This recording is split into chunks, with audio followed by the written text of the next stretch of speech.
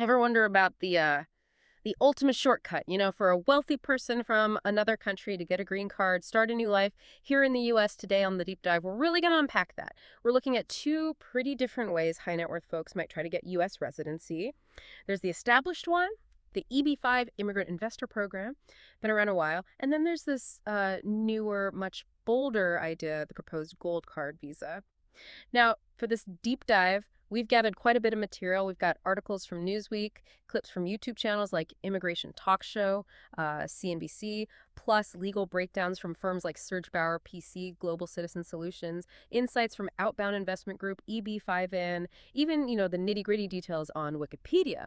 Our mission today, cut through the noise. We want to figure out what these programs are really about, how they've changed recently, how they're affecting investors globally, and, well, the bigger picture for U.S. immigration and the economy. Get you those core insights. All right, let's kick things off with the cornerstone, the EB-5 visa, employment-based fifth preference. Just sounds official. But what is it exactly? How is it supposed to work? What's the main goal? Right, so the EB-5, it goes back to the Immigration Act of 1990. And fundamentally, it's pretty straightforward. It's a pathway for eligible immigrant investors to get a green card, become lawful permanent residents. The core purpose, really, it's about boosting the U.S. economy, encouraging foreign investment, creating jobs. Now, the investment part, the standard minimum is $1,050,000. Yeah. But here's a key thing. That number drops to $800,000 if the investment goes into what's called a TEA, a targeted employment area. TEA, like rural areas. Yeah. Or places needing jobs. Exactly. Rural areas, areas with high unemployment rates, or even specific infrastructure projects. And honestly, most investors, they go for this lower $800,000 threshold. Makes sense. And critically, it's not just about the money. The investment has to create or sometimes preserve at least 10 new full-time jobs for U.S. workers. And that's specifically not counting the investor or their immediate family, like spouse and kids. Okay, so jobs are key, 10 per investor. But I've heard a lot about these investments flowing through regional centers. How do they change the picture? What are these centers doing? The regional centers. Yeah, that's where things get really interesting. Yeah. These are federally approved entities, investment issuers, essentially. And they really transform the EB-5 program because they allow for indirect job creation. Indirect? How does that work? Well, instead of just counting jobs directly within the new business the investor funded, regional centers let you count jobs created more broadly in the local economy because of the investment project. Think construction jobs, supplier jobs, induced jobs from workers spending money. It made it much easier, frankly, to meet the job requirement, especially for bigger projects. So yeah, they became the dominant way to do EB-5. The main route, basically. Absolutely. The vast majority of EB-5 visas ended up being processed through regional centers. As of April 2023, there were like 640 of these approved centers. Wow. And you see the results in some massive projects, like Hudson Yards in Manhattan, huge development, or the Marriott Marquis Convention Hotel down D.C., even infrastructure, like that I-95 Pennsylvania Turnpike connector that just finished up recently. EB-5 money was involved in projects like these. It's incredible scale. So the program clearly evolved. And then came another big shakeup recently, right? That 2022 Act. What did that do? Oh, absolutely. The EB-5 Reform and Integrity Act of 2022, signed March 15th, 2022. That was huge. It didn't just reauthorize the Regional Center program, which had actually lapsed for a bit. Right. It expired for a while there. It did. So the act brought it back, extended it through September 2027, but it also introduced major integrity measures and some really key changes for investors. Integrity measures, like trying to clean up the program's image. Partly, yeah. Addressing some of the fraud concerns we can talk about later, but also providing more stability and predictability for investors. Take grandfathering. Sounds technical, but it's a big deal. It means USCIS can keep processing petitions filed by September 30th, 2026, even if Congress, lets the program lapse again later. So protection against future political uncertainty. Exactly. Reduces risk for people already in the pipeline. Then there are the reserved visas. Okay, what are those? These are specific carve-outs from the annual visa quota. 20% are set aside for investments in rural areas, 10% for high unemployment areas, and 2% for infrastructure projects. It's an attempt to steer investment towards specific policy goals. And potentially, it could mean shorter waits for people investing in those categories. But we'll see how that plays out. Interesting. Any other big changes in that act? Yes, definitely. Age-out protection for kids. This was a huge source of anxiety. You mean children turning 21 while waiting? Precisely. Delays could mean a child loses eligibility. The act added protections to prevent that, which is massive relief for families. Also, concurrent filing, big one. Okay, explain that. It allows certain applicants, those already in the U.S. legally on another visa, to file their green card application, the I-485, at the same time as their EB-5 petition, the I-526, assuming a visa number is available for them. And what's the benefit there? Huge benefits.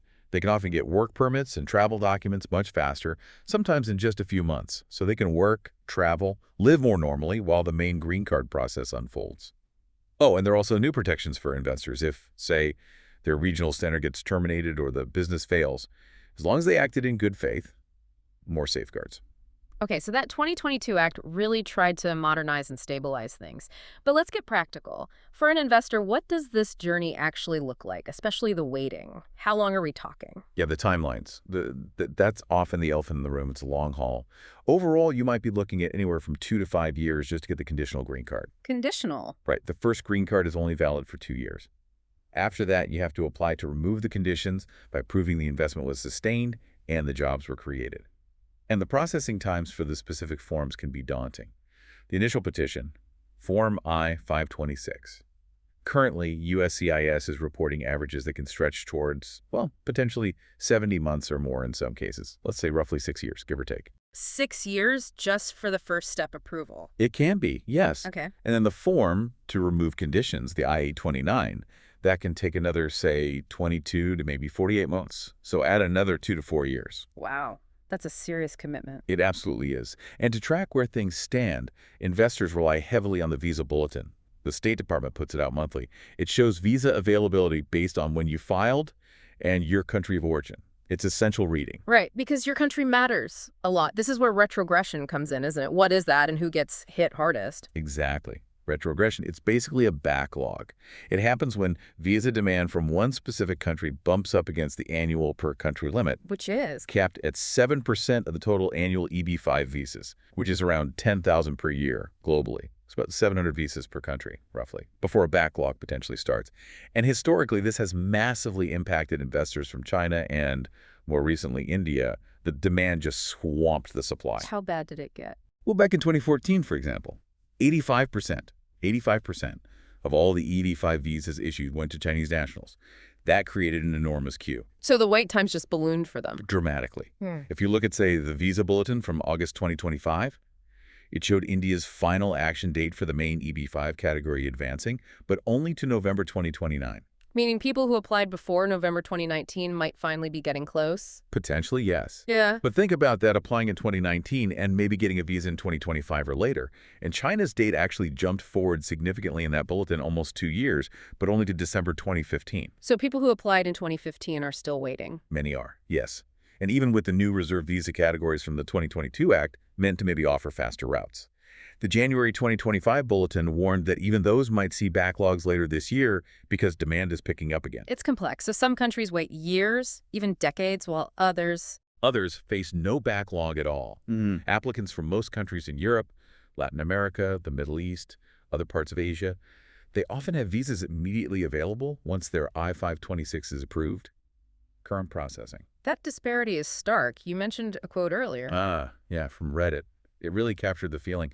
An investor wrote something like, "My date was stuck since 2019. Now it's finally moving. I don't even know how to react. It's real." Just that sense of disbelief after years of waiting puts a human face on those dates. It really does. Imagine planning your life, your kids' education, your business moves around a date that's stuck for years and then suddenly shifts.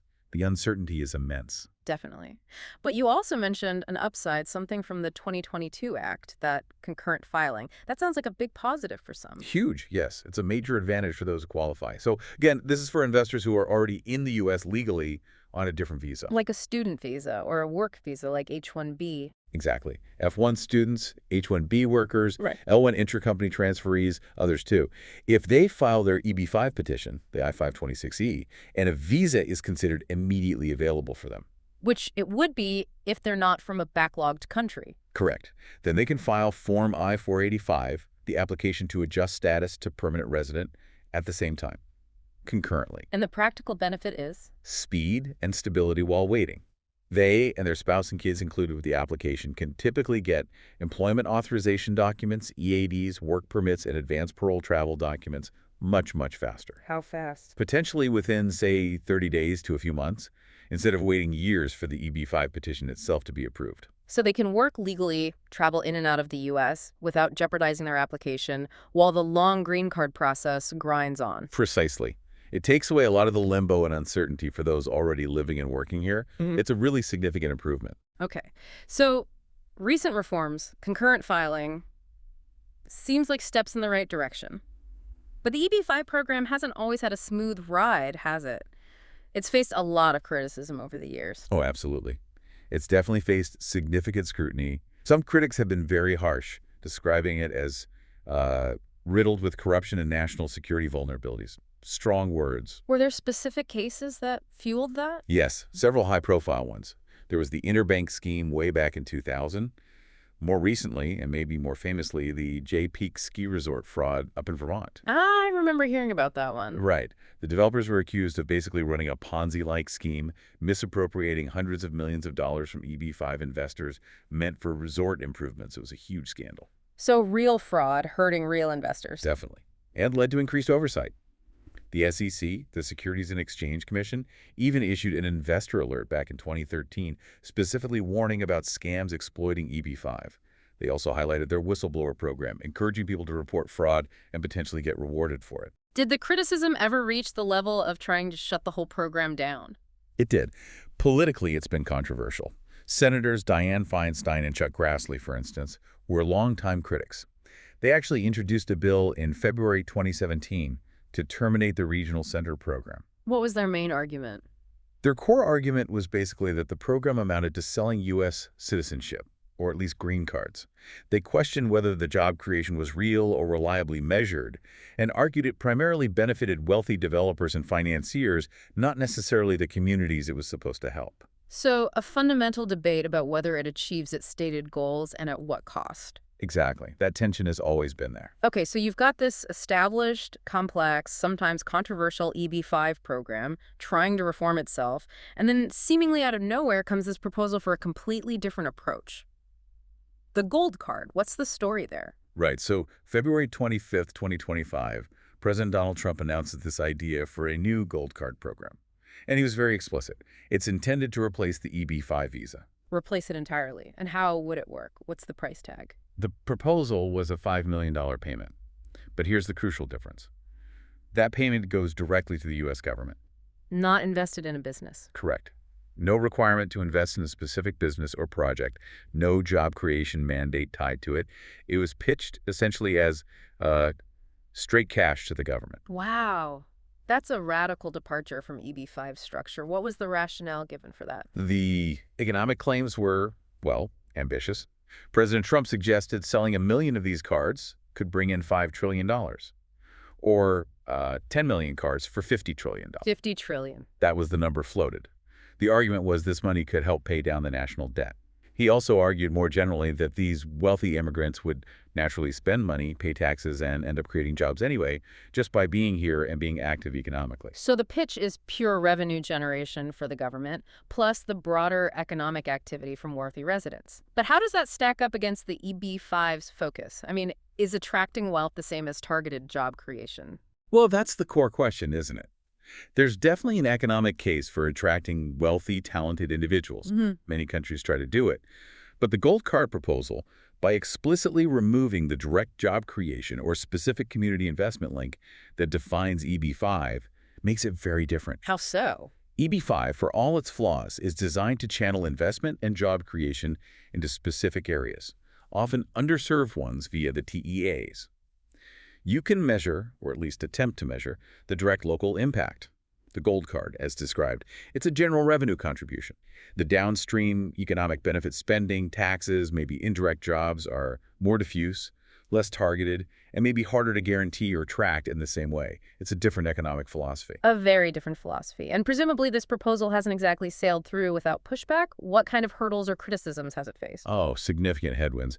From what we can see, there isn't broad, coordinated support for this in Congress right now. Why not? What are the main sticking points? A whole range of concerns have been voiced. National security comes up, ensuring proper vetting. Money laundering is another big one. How do you trace the source of that $5 million effectively? The citizenship for sale argument must be even stronger here than with EB-5. Absolutely. That criticism is front and center because it's a direct payment to the government for status without the intervening layer of business investment and job creation. People also question the long-term net economic benefit compared to programs that require active investment. And there's the experience of other countries. Other countries have tried similar things. Yes, several countries have had golden visa or golden passport programs based purely on payments or passive investments. And quite a few have ended up scaling them back or shutting them down due to concerns about illicit finance, security risks, inflation in housing markets, and, well, the basic optics of selling residency or citizenship. Interesting. And there was something about birthright citizenship mentioned in the context of demand, too. All right, that's a separate but related legal development. A judge in New Hampshire blocked an attempt by the Trump administration to end birthright citizenship for children born in the U.S. to undocumented parents. Some immigration experts suggest that upholding birthright citizenship could actually increase demand for legal ways to get residency, like EB-5, or potentially a gold card if it ever came to fruition, because it solidifies one major anchor for families here. And what about the vetting process for this gold card? Any details on that? That's another area of concern. President Trump reportedly stated there would be very little requirements for people as long as they pay the money. He even apparently mentioned hypothetically that a Russian oligarch could potentially qualify. That comment must have raised eyebrows. It certainly did. It fueled worries about whether the program would prioritize revenue over thorough background checks and national security screening. So these concerns really place the gold card idea within that wider global picture of golden visas, don't they? It's not happening in a vacuum. Not at all. It fits right into this massive global industry. The market for residency and citizenship by investment, these golden visas and golden passports, is estimated to be worth something like $20 billion a year globally. 20 billion. Wow. Yeah, it's huge. You have popular programs in places like Malta, which is attractive because it offers a gateway to the whole European Union. Portugal had a very popular one for a long time. Italy has options. Often they offer residency, sometimes full citizenship, in exchange for real estate purchases, government bond investments, or direct contributions, sometimes with nice tax advantages thrown in. And who's buying? What's the appeal for these ultra-wealthy individuals? It's often about diversification and security. They're looking for backup plans, Plan B passports, alternative residency options. They want access to better health care, maybe better educational opportunities for their kids, stable political environments, easier global travel, and new business opportunities. It's about hedging bets in an uncertain world. So the U.S. with this gold card proposal would just be entering an already crowded and complex marketplace? Essentially, yes. Competing for that same pool of global mobile capital and wealthy individuals seeking options. Okay, so wrapping up this deep dive, Mm-hmm. it's clear the landscape of U.S. investment immigration is pretty dynamic, maybe even at a crossroads. We've looked at the EB-5 visa structured, focused on job creation, but complex, with long waits and a history of needing reform, though the 2022 Act tried to address some of that. And then we've got this proposed gold card, a much simpler, bolder cash for residency idea, but one that raises fundamental questions about economics, security, and fairness. Right. And it leaves you thinking. As global demand for safe havens and secure residency keeps growing, and countries like the U.S. wrestle with how best to attract capital and talent, how will that tension play out? The tension between pure economic gain, the integrity of the immigration system, job creation, national security, and maybe even the fundamental principles of what it means to become an American. How will all that shape the future of who gets to call America home?